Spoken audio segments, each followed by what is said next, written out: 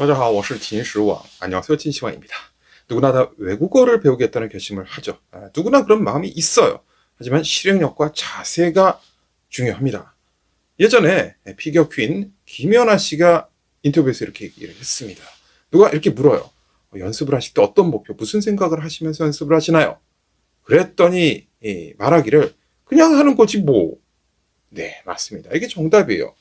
생각 없이 그냥 해야 됩니다. 루틴이 필요한 거죠. 그래서 이 그냥 하기 위한 세 가지 자세 그리고 그 루틴을 오늘 소개해 드리도록 하겠습니다. 쪼바. 첫 번째,提前安排时间, 시간을 마련하는 겁니다. 매일 외국어를 연습할 시간을 마련하라는 거죠. 각자 환경이 달라요. 그러니까 15분 정도로 한번 생각을 해보세요. 어떤 분들은 단허롱이 말이 쉽지. 예, 말이 쉽지 않아요. 하지만 여기서 우리가 유의해야 될 점은요, 바로 생활화입니다. 가수 성시경 씨가 본인이 혼자서 일본어를 공부할 때 이렇게 얘기했다고 합니다. 저는 밤새도록 친구들과 술을 마시고 나서도 항상 그 자리가 끝난 다음에 책상에 앉아서 그날의 목표한 학습량을 채웠어요. 정말 대단하지 않습니까? 루틴, 생활화, 이게 중요하죠. 여기서 중요한 것은요, 또 목표가 현실적이어야 합니다. 나는 원어민이 될 거야. 난 뉴스를 다 알아듣고 싶어. 이건 정말 비현실적이죠. 이렇게 목표와 현실에 괴리가 생기면 금방 좌절을 합니다. 그러면 어떤 목표, 그리고 어떤 현실에 대해서 우리가 좀 직시를 해야 될까요? 한번 보시죠. 첫 번째, 이게 목표입니다. 목표에 보시면 눈목자가 있고, 그리고 표지판이죠. 눈에 보여야 돼요. 눈에 보여야 됩니다. 내가 할 수 있는, 내가 컨트롤할 수 있는 범위의 시간과 학습량을 정해야 되는 거죠. 그리고 시엔시 보시면요, 임금왕자, 볼견자, 열매실, 임금을 만나러 갔으면 어떻게? 얘기를 잘해서 듣고 싶은 얘기를 좀 들어야 되는 게 아닙니까? 현실에서 내가 얻어내는 뭐가 있어야 되잖아요. 결국 목표, 내가 할 수 있는 목표를 정하고, 시엔시, 현실에서 얻을 수 있는 열매를 따먹어야 되죠. 그렇게 했을 때 재미가 있게 되는 것입니다. 지속될 역량이 생기게 되는 것이죠. 여러분, 솔직히 얘기해서 쇼법 보시는 분들 보면 이제 정신을 놓고 보시잖아요. 자신의 두뇌를 우동으로 만들어서 그냥 풀어 헤쳐서 나는 두뇌가 없어. 나는 다 밀가루야. 이렇게 그냥 아무 생각이 무념무상으로 1시간 동안 보시는 분들 계시잖아요. 그 시간에 길지 않으니까 이런 어학연강이라도 잠깐 끼워서 보세요. 그것도 학습이고 습관입니다. 언제? 바로 지금! 두 번째, 자신이 하고 싶은 표현을 모아라입니다. 모으면 뭐합니까? 생활에 쓸 일이 있어야지. 관련 없는 문장들 백날 공부해도 쓸 일이 없어요. 재미가 없어요. 생활을 하면서 나는 이런 표현을 쓰는구나 라고 생각되시면요, 그런 것들을 모아보세요. 예를 들어서 이렇게 말할 수 있겠죠. 라떼 2잔 주세요. 설탕은 빼고요. 여기 빵은 맛있나요? 혹은 지금 바쁘니 다음에 이야기했으면 좋겠어요. 이런 문장들 좋잖아요. 그런 문장들을 모으는 겁니다. 어떻게 모으냐고요? 위에 문장이 하나 나가죠. 중국어에 이런 문장이 있습니다. 好记性不如认笔头.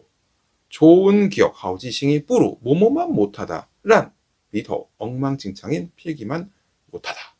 왜? 필기를 해놓으면 다시 찾아서 복습을 해볼 수가 있잖아요. 보고 따라 읽을 수도 있고. 이게 굉장히 중요합니다. 자, 그 다음에 이 문장을 어떻게 만듭니까? 이런 질문이 생기잖아요. 요즘은 어학 공부하기 너무 좋아요. 챗GPT, 파파고 이런 거 있잖아요. 바로 번역을 해서 확인해 보십시오. 발음까지 나옵니다. 번역 품질이 100%는 아니에요. 하지만 의사 전달은 확실히 되죠. 여기서 또 중요한 것은요, 문장이 좀 길어진다면 이 문장이 그림이나 영상으로 어떻게 구현되는지 생각해 보는 것도 굉장히 중요합니다. 나라마다 그 고유의 표현이 있거든요. 예를 들어서 한국어에 이런 표현이 있습니다. 청소기 좀 돌려준다. 굉장히 개념적이죠. 만약 그대로 번역을 하면요, 청소기 잡아서 막 돌리는 이런 화면이 나오겠죠. 말이 안 됩니다. 눈을 감고 생각을 해보세요. 그 과정을 그려보세요. 청소기를 손에 잡고 구석구석 청소해 달라는 이야기이죠. 바로 이런 식으로, 이런 방식으로 외국어가 표현이 돼야 됩니다. 우리가 추구하는 것은 원어민이 하는 그런 표현들이 아니에요. 누구나 다 듣고 쉽게 이해할 수 있는 스탠다드한 표준 표현입니다. 자, 세 번째, 소리 내서 연습하기입니다. 표현이 완성이 됐으면 소리를 내서 연습을 해야 되는데 언제까지 연습을 해야 될까요? 내가 무슨 말을 하고 있구나. 외국어지만 무슨 말을 하고 있구나. 라는 그런 느낌을 내가 안다는 그런 느낌이 올 때까지 소리 내서 이야기를 해야 됩니다. 그래야지 이 두뇌에서 인정을 하고 기억을 해줘요. 시냅스 아시죠? 시냅스. 그 정보와 정보를 서로 이렇게 신경물질로 전달해주는 그런 역할을 하는 부분이잖아요. 이 시냅스가 활성이 되면은 단어나 표현도 더 잘 기억하게 됩니다. 자, 그럼 시냅스가 중국어로 뭘까요? 여기 위로 올라가죠. 神经지엔입니다. 神经은 신경이고 지엔은 그 피아노의 건반 아시죠? 건반. 건반할 때 건입니다. 이 건이 뭡니까? 두들기면 결과물이 나오는 것. 핵심이 되는 것. 이게 바로 건이죠. 그러니까 신경건이라는 건 뭡니까? 서로 신경 간에 두들겨서 주고받는 어떤 액션이 나오는 결과물이 나오는 그런 행동을 하는 거죠. 그래서 소리 내서 연습하는 것이 정말 중요합니다. 그리고 이제 발음도 좀 신경을 쓰셔야 돼요. 이게 중국어는 아닙니다만 우리가 잘 먹는 그 음식 중에 돈가스가 있어요. 돈가스. 일본 사람들은 돈가스를 돈가스라고 안 하죠. 돈가스라고 합니다.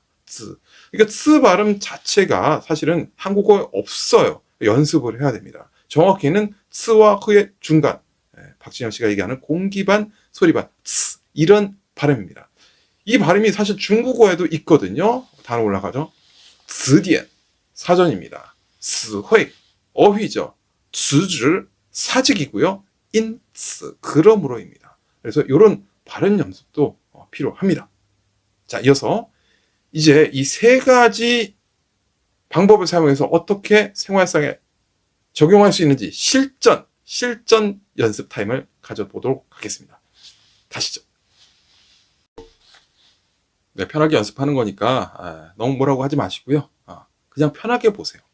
자, 피곤한 하루를 마치고 퇴근을 이제 하죠. 이제 쇼폼을 봐야지. 나는 내 두뇌를 우동으로 만들 거야. 난 두뇌가 없어. 아무 생각도 없는 사람이 될 거야 라는 욕망이 있을 때 잠시 그 생각을 제쳐두고 메모장을 열어서 미리 그날 생각해둔 문장 하나를 생각을 해봅니다. 예를 들어서 간단한 문장도 좋아요. 지하철에 사람이 많으면 이런 문장도 좋죠. 왜 이렇게 지하철에 사람이 많은 거야? 为什么在地铁里有这么多人? 이렇게 파파고로 돌리시든 뭘 하든 만들어 보는 겁니다. 그리고 여기서 중요한 것은요. 의심하시면 안 돼요. 표현 방식은 다양하겠지만 일단 한 가지만 고르면 됩니다. 그리고 찾아낸 그 문장에 관해서요. 인공지능이 너무 좋은 라오시 티처입니다. 여기 단어들까지 다 설명을 해주거든요. 그런 것도 좀 보세요. 자, 사람이 많으니까 이제 뜻을 파악을 하고요. 한 문장밖에 안 되잖아요. 속으로 좀 연습을 해보고 그 다음에 이제 뇌를 우동으로 만드는 겁니다. 피곤하니까. 자, 이제 도착했어요. 문이 열립니다. 집까지 가는 또 그런 시간이 있잖아요. 그때 또 이제는 혼자니까 인공지능의 힘을 빌려서 발음을 몇 번 들어보고 따라 하는 겁니다. 그리고 집에 도착할 때까지 그 지하철의 답답한 상황 혹은 다른 문장이라면 그 문장을 말하고 싶었던 그 상황을 떠올리면서 계속 연습을 하는 겁니다. 마치 두뇌가 없는 사람처럼 미친 사람처럼 연습을 하는 겁니다. 계속 언제까지? 현관문을 열 때까지. 여러분이 사람이라면 현관문을 열 때쯤에는 외워집니다. 외워지지 않은 거 보니 저는 사람이 아닌가 봐요. 그럼 마늘을 드세요. 농담입니다. 저는 지하철역에 내리면 바로 집이어서 시간이 없어. 그러면 멀리 이사 가세요. 역시 농담입니다. 자, 이렇게 하고요. 이제 집에 돌아오셨어요. 그러면 어떻게 씻고 밥 먹고 이빨 닦고 이제 좀 TV를 봐볼까라는 생각이 들 때 또 올라가죠. 하오지싱부로 란비터 문장 정리해둔 것. 그걸 보면서 공책을 펴셔서요. 아무거나 상관없습니다. 예쁘게 필사해주세요. 예쁘게. 그리고 발음도 한번 적어주시고 10분이면 됩니다. 10분이면. 그리고 이제 다시 하고 싶은 걸 하세요. 노셔든지 쉬시든지 운동을 하시든지, 그리고 이제 잠자리에 들기 전에 마지막으로 그 문장 몇 번만 소리내서 말해보세요. 이러면 여러분이 사람이라면 하루에 한 문장 외워집니다. 정말요. 네, 저도 그렇게 하고 있습니다. 그래서 근래에 제가 좀 마음에 드는 문장이 있는데, 이 문장이 왜 마음에 드냐면요, 개사 쓰임새가 좋아요. 개사가 뭔지 모르신다면 제 영상 중에 잘 설명하는 부분이 있으니까 그 영상을 한번 찾아서 보시기 바랍니다. 내용은 이렇습니다. 너무 부정적인 감정에 빠져있지 마. 요즘 전쟁도 많고 좋지 않은 일이 많잖아요. 경제도 어렵고. 부정적인 감정. 자, 그런데 중요한 것은요, 여기 빠져있다라는 표현이에요. 과연 외국어에서도 그런 감정에 빠져있다라고 표현을 할까요? 꼭 그렇지 않습니다. 제가 아까 뭐라고 했습니까? 그림으로 그려보다. 자, 그런 감정에 빠져있는 그림은요, 사실화가 아니라 추상화입니다. 우리는 추상화를 그리면 안 돼요. 현실화를 그려야 됩니다. 실제 화면을 그려야 되죠. 그렇다면 어떤 화면이 나옵니까? 부정적인 감정에 조종당하고 있는, 컨트롤이 안 되는 그런 그림이죠. 자, 그러면 여기서 이 문장을 위해서 어떤 단어를 사용할 수 있을까요? 먼저 빼이, 개사죠. 당하다, 송태입니다. 다시 말씀드리지만 개사를 모르시겠으면 꼭 개사편을 보세요. 그 다음 샤오지, 소극적인, 부정적인, 징슈, 정서, 그 다음에 콩질, 컨트롤, 움직이다, 그런 뜻입니다. 자, 그래서 답은요, 不要 하지 마라, 被消极的情绪控制, 부정적인 감정에 공제되지 말아라, 컨트롤되지 말아라 라는 뜻이겠죠. 혹은 이렇게도 얘기할 수 있습니다. 不要 하지 말아라, 让消极的情绪, 그런 부정적인 감정으로 하여금 그것이控制, 컨트롤하도록, 你的想法, 너의 생각을 컨트롤하도록 하지 말아라. 不要让消极的情绪控制你的想法. 이 문장 굉장히 마음에 와닿았어요. 문법적으로 좋고 한번 연습해 보시기 바랍니다. 자, 그러면 다음에 뵙겠습니다. 再见!